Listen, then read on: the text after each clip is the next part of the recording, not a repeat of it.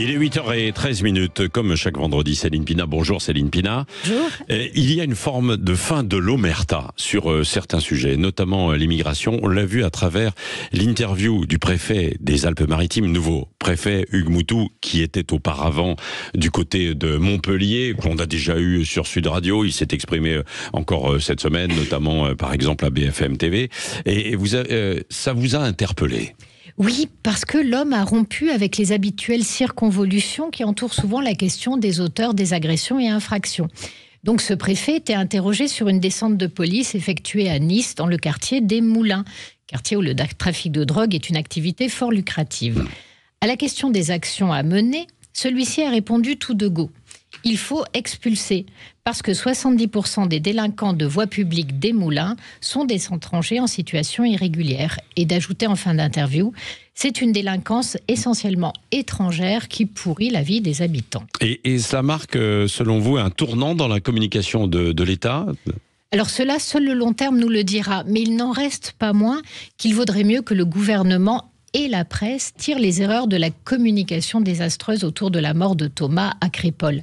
Parce qu'avoir caché les noms des agresseurs, alors même qu'il ne pouvait y avoir de doute qu'ils sortiraient, a révélé la principale faille d'une partie des élites, son mépris de l'intelligence collective.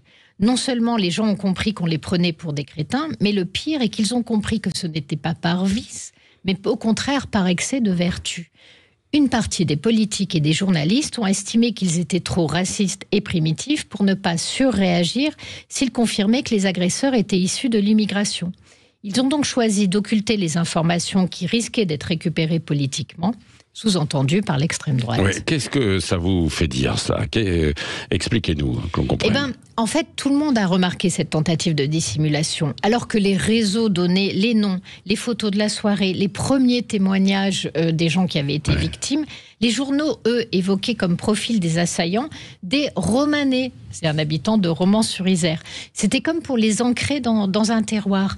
Mais c'est Christophe Barbier qui va en parler le mieux, justement quand il commente les paroles de ce préfet hors norme qui vient de rompre avec la traditionnelle omerta des autorités politiques sur ces questions. Qu'est-ce qu'il dit ? Toujours sur BFM, Christophe Barbier explique qu'une forme de loi du silence, qui consistait à mettre un couvercle de plomb sur la réalité des chiffres et des noms, est en train de sauter. Mais voilà comment il l'explique.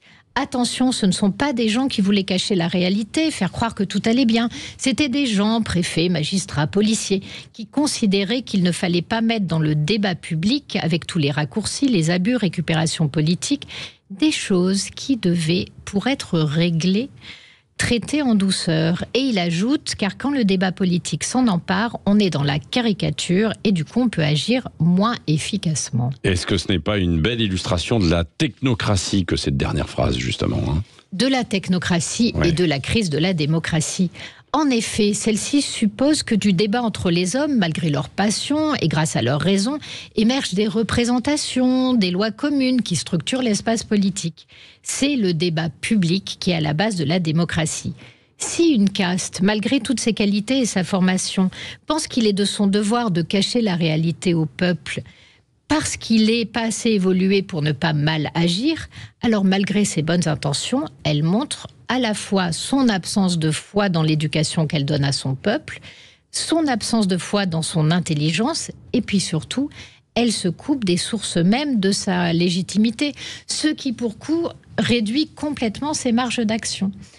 Le pire étant que cette stratégie, qui est désignée nommément pour combattre la montée du RN, ne cesse de se heurter au mur du réel, sans que jamais la stratégie de ceux qui veulent agir efficacement ne change.